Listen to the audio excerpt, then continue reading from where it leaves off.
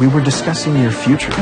Was that before or after you broke my mother's dress off? Before. Okay, sorry. It was just sex. What are you saying? Are you talking to me? It was just sex. How dare you talk about my mother like that? Is that your t-shirt? He had nothing to wear. She ripped my chatouche. My boss is dating my mother. Chris is an international superstar, while my mother is just an ordinary person. They are 16 years apart. It drives me crazy. As Chris's assistant, I know exactly what he's like. He may appear glamorous on the outside, but his personal life is a mess. He changes girlfriends every week. When he goes on dates, my job is to deliver diamond earrings to him. And every time he gives those earrings away, it means he's about to break up with someone. The women who receive the diamonds never bother him again. Not only that, I also have to shop for him because he can't be seen in public. When I went to deliver his things, he refused to let me in, all because I was 2 minutes late. He demanded a written apology and sent me out to buy coffee for him. You screwed up big time. I'm really upset. I'd had enough. I climbed right over the top of his front door. Furious, I stood before him. Do you have my stuff or what? I quit.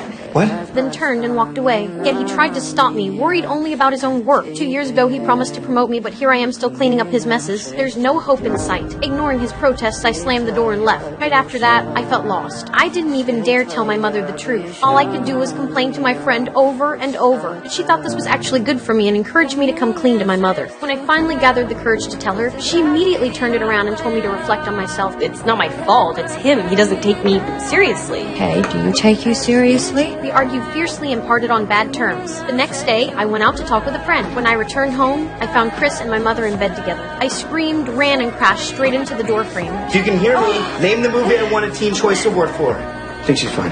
At the hospital, I waited for the doctor to examine me, but all he did was chatter endlessly because he'd just met a celebrity. Back home, I sent my mother away and confronted Chris about his intentions. He offered to promote me to producer, but it felt awful, like I got the promotion only because my mother slept with him. I could offer you this job. I didn't come here looking to have sex with your mom, all right? In the end, I agreed, on one condition: he must stop pursuing my mother. After that, my role became more important. I could give Chris all kinds of input on his work. Just as everything seemed to be getting on track, what I didn't know was that my mother and Chris had been growing closer behind my back. They'd sneak out for meals, he'd rent out entire malls for her to shop, and she wouldn't come home until late at night. Then one day, I found a script in my mother's room covered in revision notes. I was instantly furious. I went to find Chris at an event, and sure enough, I caught them being intimate. I rushed over and confronted them. Which lie were you going to tell me about? But what angered me more was my mother helping him revise the script. That was supposed to be my job. We argued loudly. Couldn't understand why. Knowing what Chris is really like, she still insisted on being with him. It made me feel like she didn't care about me at all. If you don't end this with him, Mom, I'm going to have to move out. Well, maybe moving in wasn't the best thing.